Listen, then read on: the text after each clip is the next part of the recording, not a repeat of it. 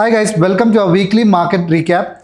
So in this podcast series, we'll be discussing about how markets went last week and we'll be having some insights for the coming week as well. So today we have Aditya Singh, our senior mentor, and myself Deepak. So let's start discussing about how Nifty and Bank Nifty went last week. So actually last week was pretty good for both Nifty, especially for Bank Nifty. So what happened is you saw the tariff war started, correct? So we were actually going very good before this tariff war. So we went to almost 23,800, then came back and then again went to 23,800 levels now. So the fall which happened because of this Trump issue and all is almost ignored by Indian markets. Now if you see, it's almost a W pattern happening in Nifty, that too on a longer or larger time frame.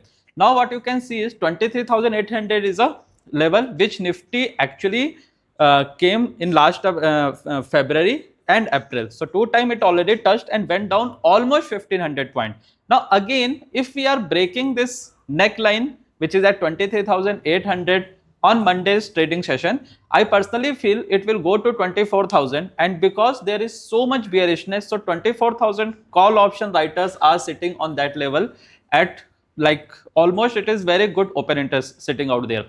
Now 24,000 can be a little hurdle. It can be a little hurdle, but till expiry. What I personally feel is if Nifty can go above 24,100, 150, it can easily jump more 500 points. So I am pretty bullish on Nifty. The main reason, if you see the performance of banks, the performance of Bank Nifty is almost at all-time high. The last all-time high was at September. Now if you see, the Bank Nifty is approaching to that level, and you see the results of banks are pretty good. You see the banking sector is doing fantastic job, and that's why I personally feel that when US markets are still in bearish cycle, Nifty still is at least 23,400 points from its all-time high. Our Bank Nifty is approaching to all-time high, and Bank Nifty contribution to Nifty is very good. Almost 35-40% is Bank Nifty contribution to Nifty. So if Bank Nifty will keep running, I personally feel Nifty will also recover and we can see a good phase if there is no news. So maybe because this is a news driven market, we don't know what Trump is thinking, what will be going with China and Trump, all these things. But I personally feel good days for Nifty is coming. The main reason, if you see tariff war, all these things. So if let's say China and US things are not good, which is the next manufacturing hub? Obviously India. You see Apple is manufacturing in India. Tesla, I was just reading today's newspaper, Elon Musk is planning a visit to India. So Elon Musk is planning a visit to India which was long pending, and they started in Pune, they started in Mumbai, they took a very good what you can say commercial space in Mumbai. So I personally feel Elon Musk will also be thinking to shift the manufacturing base from China to India. So these giants are shifting their manufacturing base to India. I personally feel this is giving a signal to other US companies also to start thinking of shifting their manufacturing base from China to India. So I personally feel long term Nifty is actually going to give you good return. Obviously it was a mad bull run in Nifty, so correction was almost there for 10-15%, but I don't feel that we are going to have a recession or anything like that. But yeah, obviously if you have some portfolio, you should not go 100% and just jump and buy Nifty. But I personally feel a diversified portfolio nowadays can be a good option. So I feel that with a bullish stance, I am entering into the next week. So that was a very good insight, especially for traders planning the Nifty and Bank Nifty trades for the upcoming week. Also, India VIX also came down this week, means we are in a more stable nature. Also, today we got HDFC and ICICI Bank results. They were really good. Like HDFC have a very huge weightage on the Nifty 50, right? So with a very good result, and also they're planning for dividends. So I think Bank Nifty and Nifty might have a bull run, will continue a bull run in the upcoming week as well. So also we had a 85% crash in the Gensol engineering stock. Yeah. So can we just discuss about that topic as well? Yeah. So Gensol engineering, if you see, almost it crashed by 85 to 90% lump sum. It was trading, what I remember is somewhere between 900, Right. and now it is actually trading at somewhere between 130 to 125 some levels. So yeah, this was a classic example of mismanagement of fund, or you can say a big question on corporate governance. Right.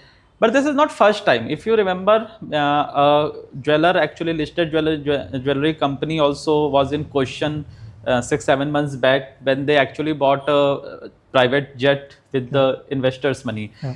So this is a question on corporate governance, but SEBI did a very good job in cracking that. Yeah. And as today I was listening to Vijay Kedia, he was saying that there might be many Gensols in the ecosystem. Now, if you see Blue Smart, they actually raised very good funding, and they were doing very fabulous job in EV segment. Yeah. And the thing is, the investors, if you see, celebrities were their investors, correct? Deepika Padukone was there, if I am MS not wrong, Dhoni was there. Even few of my friends were also invested in unlisted share. Right. So when these guys who are very, like, if Deepika Padukone want to invest, she don't just go and invest. Yeah. There will be an office of her to manage their portfolios and all. Dhoni, if you see, his all investments are so good, so multi-baggers like Khata book, correct? Yeah. Now, if these guys are not able to judge this type of this thing, so who will be? So the thing is, when we are going for investment, we should understand the risk. Right. If I'm putting 100% of my money into Blue Smart, or let's say Gensol, this type of crash can wipe out my capital. Yeah. So a good investor, if you see Dhoni, he might be investing 2% of his capital, or you can say 2% of his capital, which is keeping aside for VC funding, is investing in this. So it's not a big deal. So generally they invest with a mindset in VC, in this startup investing. They know the risk. They generally invest in a mindset that, okay, this can either go to zero or give 100% return. Yeah. But the question is on retailer who actually seeing these big influencers. Ashneer Grover are also there. Yeah. So the question is on retailers' mindset who see that, okay, Ashneer is buying, Deepika is buying, I should put my all money so that I can become 5 lakh can become 1 crore. Right. So this is a very good message, very good lesson to retail investor, that they should not just jump into startup investing. They should start with ETF, mutual funds, then equities. And after that, if they have some liquidity, they should jump into this, because we never know in this space that who is doing what. Right. Also, like SEBI did a very good job in cracking down them. I think they have misused like 250 crore or something. They raised as loans to buy like luxury flats and for all their personal use. So correct. They bought some Camellias flat. Right. I think 55 crore or something. So yeah. So SEBI did a very good job. So I also came across this tweet by Vijay Kedia, wherein he was telling how retailers can spot all these overpriced and risky stocks.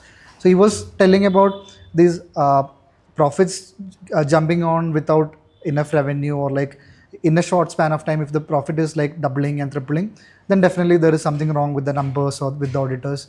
Also, if the auditors are backing out oftenly, or if they are not happy, then there would be some issues. Also, all these companies which are coming up with too much media hype or too much PR presence, then there is something wrong. So I think that's what retailers can look out. And I want to add one thing. So if you see Gensol, no, so Gensol didn't start falling after the news. The news is, I think, 1 week back or something, correct? Max to max. Gensol price, if you see from almost January, February, it is falling. From 900 to 150, it is not a 3-day or 4-day journey, correct? A stock can fall up to its circuit limit on a day, correct? So from that 90% fall didn't come, which shows maybe informed person exited. Exactly. Correct? This is not someday that, okay, SEBI just went to someday and this whole thing. Retailers came to know at last. So I personally feel that many people who are aware of things, who have deep connects, they know, and they actually took out the money. And that is why I personally say that we should not truly just going and seeing these influential people buying something and jump into it. Especially in startups. Exactly. So I personally feel that Gensol story we came to know now.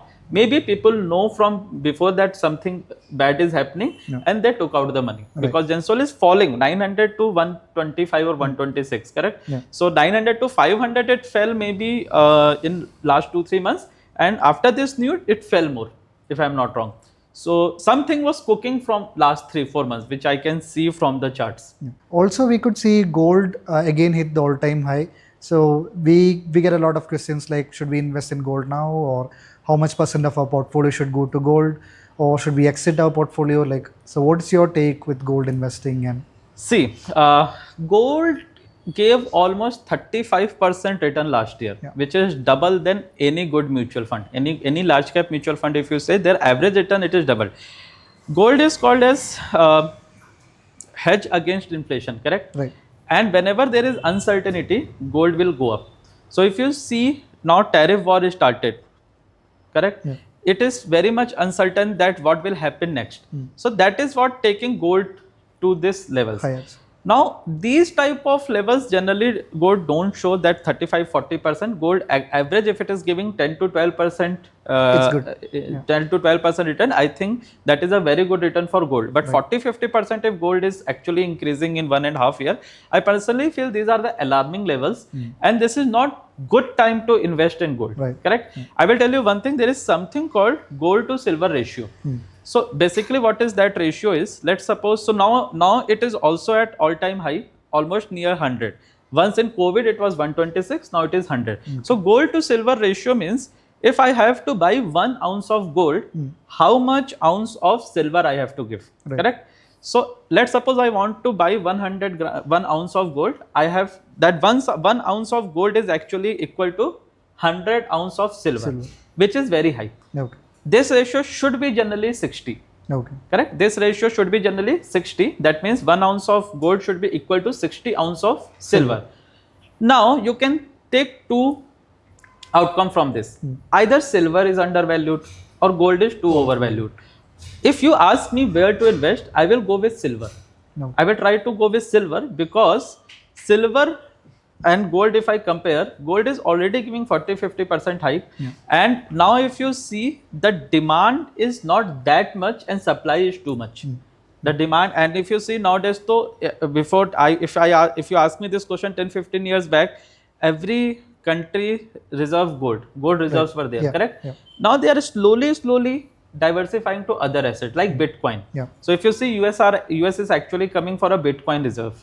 Many countries are actually going to do that. So the demand of gold is going to reduce. Right. And silver have an industrial demand every time. So it is a evergreen.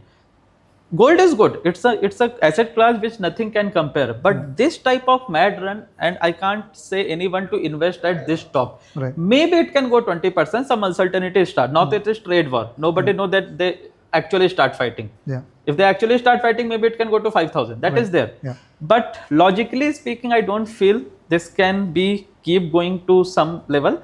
Maybe we can see some 15 to 20% correction in gold prices in near future. So I also personally believe gold will be in a sluggish mode, or it's already, it had a very good bull run, so it could be more or less a sluggish mode, I believe. Also, another thing for all the retail investors is like gold should always be there in their portfolio, like 10% or 15% should be there in order to act as a hedge against their equities and their stocks. So it should be there all the time, but right now if it's not a ideal entry point, I believe. So also for the next week, how are you planning your levels for Nifty? Like, so for next week, I'm looking 24,000 as a key level. As I told, 23,000 is a neckline. Maybe it will cross 23,800 trade, but 24,000 is going to be a good resistance. Surprisingly, if something happen and it open above 24,100, 120, then the short covering rally will come. But I feel next week it can go hover around 24,000. And if market keep bullish stance and there is no surprising news coming from the West, I personally feel that this 24,500 rally can come in next 2 weeks. Next week, I personally feel that 24,000 will be a level where the call writers are there. It can go there, come down again 24,700, 800, and finally again it will approach. But I'm not seeing any big fall in this thing because if you see, I'm not talking about next week, but if you see, we don't have any problem. US and China are fighting, correct? We got our negotiations done. We got our prime minister and our this foreign minister, and if you see finance minister, we try to negotiate some terms, and we are in very good terms with US, correct? So this problem is between China and US.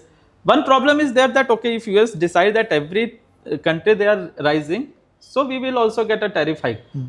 This is a bad situation for us, Right. little bad. Yeah. But if you see, if this China and now US is fighting, Then it's it's a an big opportunity. opportunity for us. So net I see a good future for Indian indices for next 1 year. Okay. So we are planning this podcast as a weekly market recap, and also will be providing insights for the next week as well. I guess all the traders and investors will be looking forward with the levels we have shared here, and we wish you a very good trading week in the coming days. And let's see you in the next video.